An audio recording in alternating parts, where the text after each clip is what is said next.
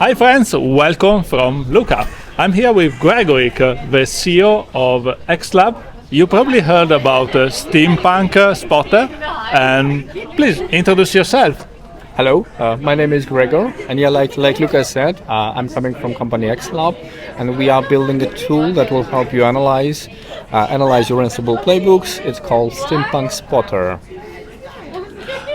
Thank you. Can you tell us what could be the real value for our customer? Why use Spotter instead of ansible-lint?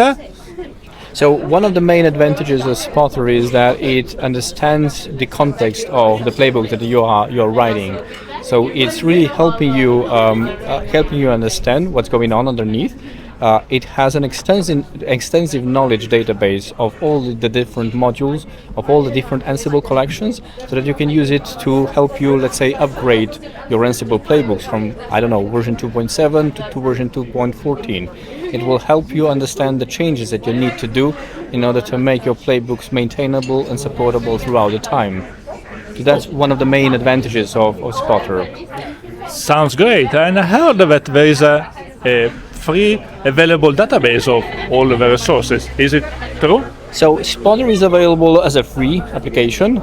If you are a single or individual user, it does have some limitations. But if you want to try it out, you can also try and register for free, and you will get a free trial for 2 weeks. All the versions of Spotter will get all the checks that are implemented right now, so you can fully play and fully experience the value of the product. Sounds great. Sounds a good tool for every developer nowadays. Great. Thank you, Gregor. And let's automate more. Exactly. Thank you. Bye-bye. Bye.